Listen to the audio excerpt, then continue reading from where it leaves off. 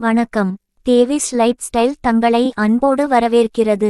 இன்று 18 சித்தர்களில் மிகவும் சிறந்தவரான இடைக்காட்டு சித்தரை பற்றி பார்க்கலாம் வாருங்கள். ஆடு மேய்ப்பதை ஏன் தேர்ந்தெடுத்தார் இடைக்காட்டு சித்தர்?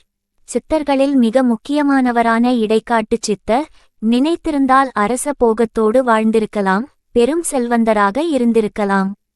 ஆனால் அவர் ஒரு எளிய இடையனாக மாறி காடு மேடெல்லாம் ஆடு மேய்ப்பதையே தன் வாழ்நாளாக தேர்ந்தெடுத்தார். ஏன் தெரியுமா? அதற்கு பின்னால் 3 ஆழமான ஆன்மீக தத்துவங்கள் ஒளிந்திருக்கின்றன. உலகில் பல தொழில்கள் மற்றவர்களை சார்ந்து வாழ்பவை. ஆனால் ஆடு மேய்க்கும் தொழில் முற்றிலும் இயற்கையோடு இணைந்தது. ஆடுகள் தங்களுக்கு தேவையான உணவை யாரிடமும் யாசகம் கேட்டு பெறுவதில்லை. காட்டில் உள்ள இயற்கையே அவற்றுக்கு உணவளிக்கிறது.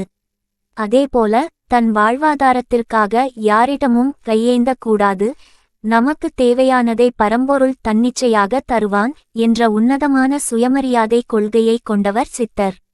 அந்த பற்றற்ற நிலைக்கு ஆடு மேய்க்கும் தொழிலே மிகச்சிறந்ததாக இருந்தது. நகரத்து மனிதர்களோடு வாழும்போது வீண் பேச்சுகளும் உலகியல் மாயைகளும் நம்மை சூழ்ந்து கொள்ளும்.